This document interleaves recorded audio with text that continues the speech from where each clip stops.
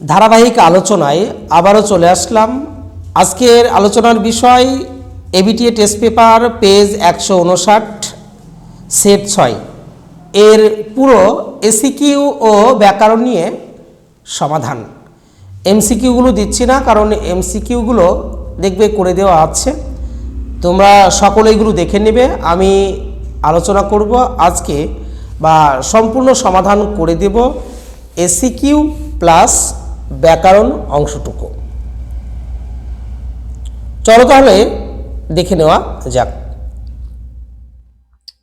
তো ধারাবাহিক আলোচনায় দেখো আমরা চলে এসেছি আজকে 6 নম্বর সেট পেজ 159। এমসিকিউগুলো করবো না, সম্পূর্ণ এসিকিউ ও ব্যাকরণগুলোর উত্তরগুলো করে দেব।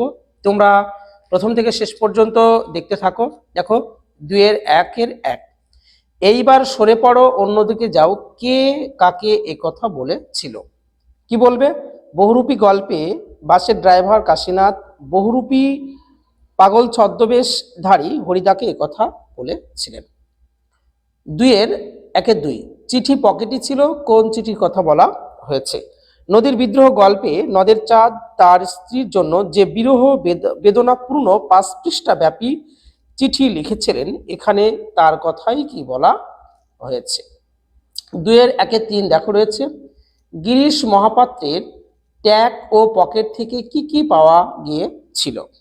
কি বলবে? ট্যাগ হইতে একটি টাকা ও গন্ডা 6 পয়সা, পকেট থেকে লোহার কম্পাস, মাপ করবার কাঠের একটা ফুটুল, কয়েকটি বিড়ি, একটা দেশলাই ও একটা গাজার কলিকা পাওয়া গিয়েছিল। এবার দেখো 2-1-4 পৃথিবীতে এমন অলৌকিক ঘটনাও ঘটে। অলৌকিক ঘটনাটা কি?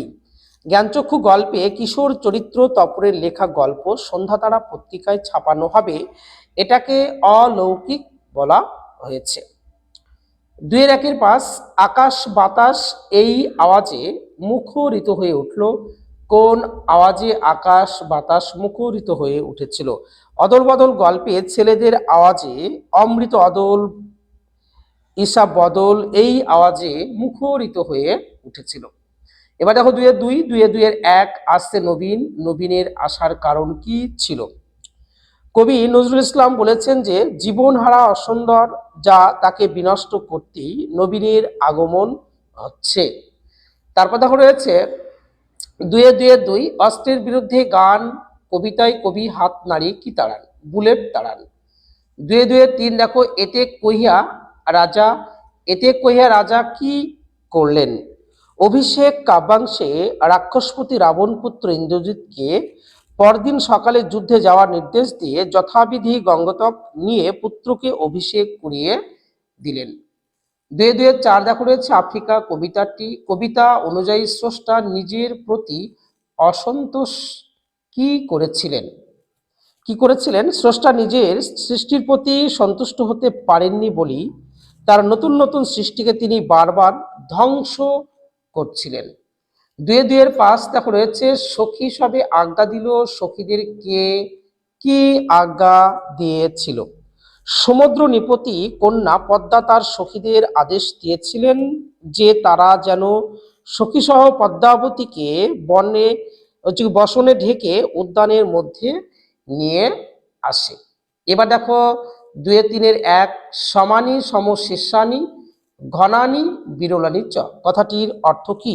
সব অক্ষর সমান, প্রতিটি ছত্র সুশৃঙ্খল পরিচ্ছন্ন।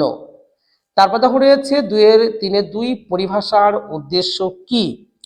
ভাষাকে সংক্ষিপ্ত করা এবং তার অর্থ সুনির্দিষ্ট করা, অনর্থক বর্ণনা পরিহার করে বিষয়কে সংক্ষিপ্ত আকারে প্রকাশ করা তার গুরুত্বপূর্ণ উদ্দেশ্য ছিল।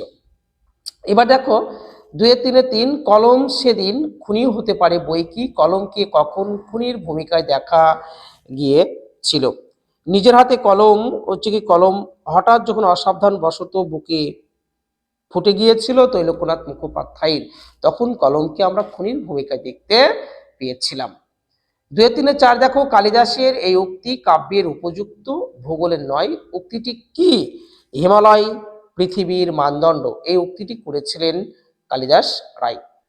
এবার দেখো 2-4 যে কোনো 8টি প্রশ্নের উত্তর দাও ব্যাকরণ পুরোটা। এখানে 2-4-এর 1 বিভক্তি ও অনুসর্গের একটি পার্থক্য লেখো। বিভক্তি শব্দের সঙ্গে ওতপ্রোতভাবে যুক্ত হয়ে বসে, আর অনুসর্গ সম্পূর্ণই কি আলাদাভাবে বসে। 2-4-2 দেখো নির্দেশক কি, একটি উদাহরণ দাও।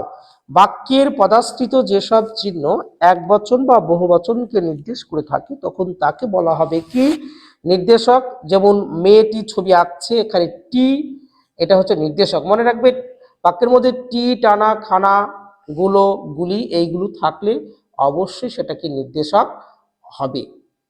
তারপর দেখো রয়েছে যে 2-4-3 বাক্যাশ্রয়ী সমাসের একটি উদাহরণ দাও। বাক্যাশ্রয়ী সমাস কাকে বলে? বাক্যকে আশ্রয় করে যে সমাস গড়ে ওঠে তখন তাকে বলা হবে কি বাক্যাশ্রয়ী সমাস। যেমন রক্তদান শিবির, এটা বাক্যাশ্রয়ী সমাসের উদাহরণ।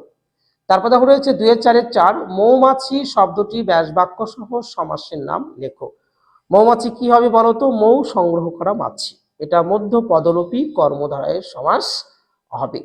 2-4-5 দেখো রয়েছে সম্প্রসারিত উদ্দেশ্যের একটি উদাহরণ দাও।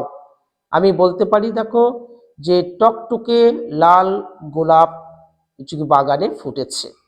এখানে দেখবে গোলাপটা হচ্ছে উদ্দেশ্য, তার আগের যে অংশটুকু আছে অর্থাৎ টকটকে লাল এটা সম্প্রসারক বা সম্প্রসারিত। এটা ভালো প্রশ্ন, মাঝে মাঝে পরীক্ষায় কি এগুলো আসে। তো কি বললাম দেখো, তাহলে টকটকে লাল গোলাপ বাগানে ফুটেছে, এখানে উদ্দেশ্য হচ্ছে কি গোলাপ, তার আগের যে অংশটুকু টকটকে লাল এটা সম্প্রসারক বা সম্প্রসারিত উদ্দেশ্য। তারপর দেখো রয়েছে 2-4-6 যে রক্ষক সেই ভক্ষক বাক্যটিকে সরল বাক্যে পরিণত করো। রক্ষকই ভক্ষক।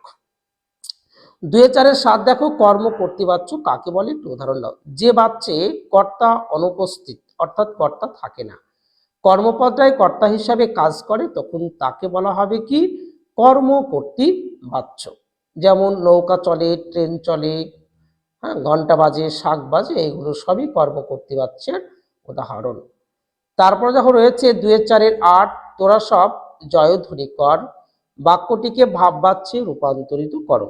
তোদের সব জয়ধ্বনি করা হোক। 2-4-9 দেখো বিগ্রহ বাক্য কাকে বলে? বিগ্রহ বাক্যের আরেকটি নাম রয়েছে, এটাকে ব্যাস বাক্য বলা হবে বা সমাস বাক্য আমরা কি বলে থাকি। তো দেখো বলেছে এখানে কাকে বলে, বিগ্রহ বাক্য বা ব্যাস বাক্য কাকে বলে। সমস্ত পদকে ভাঙলে যে পদগুলি পাওয়া যায় তাকে ব্যাস বাক্য বা বিগ্রহ বাক্য বলা হবে। আমি আগের উদাহরণটা যদি বলি দেখো এখানে মৌমাছি, মৌ সংগ্রহ করা মাছি, মৌ সংগ্রহ করা মাছিটাই হচ্ছে কি এখানে ব্যাস বাক্য বা বিগ্রহ বাক্য বা সমাস বাক্যও কি একে বলা যায়। আজকে দেখো লাস্ট কোশ্চেন 2-4-10 দেখো ঘাস জন্মালো রাস্তায়, চিহ্নিত পদটির কারক ও বিভক্তি নির্ণয় করো। দেখো ঘাস জন্মালো কোথায়? রাস্তায়। এই রাস্তায় বোঝাচ্ছে, সেই জন্য এটাকে আমরা কি বলছি অধিকরণ বলছি। কোথায়? রাস্তায়। মনে রাখবে অধিকরণ কারক হতে গেলে যে বাক্যের মধ্যে যখন কোনো তোমার মাসের নাম উল্লেখ থাকে বা কোনো ঋতুর নাম যদি উল্লেখ থাকে বা কোনো সময়ের যদি উল্লেখ থাকে, এগুলো বোঝালে কিন্তু আমরা অধিকরণ কারক কি পাই। তাহলে এখানে দেখো ঘাস জন্মালো রাস্তায়, কোথায়, কোথায় দিয়ে প্রশ্ন করলে যেটা পাই সেটা অবশ্য অধিকরণ। তবে রাস্তায় দেখো এটা কি হবে বলো তো অধিকরণ কারক। কি বিভক্তি হবে? অন্তুস্তয়ে কি বিভক্তি। তো দেখো আমরা ভিডিওটি কেমন লাগলো, পরবর্তী সেট পেতে তোমরা অবশ্যই চ্যানেলটির সঙ্গে যুক্ত থাকো। যদি ভালো লেগে থাকে তাহলে সকলের মাঝে কি করো ছড়িয়ে দাও। ভিডিওটি দেখার জন্য সকলকে ধন্যবাদ।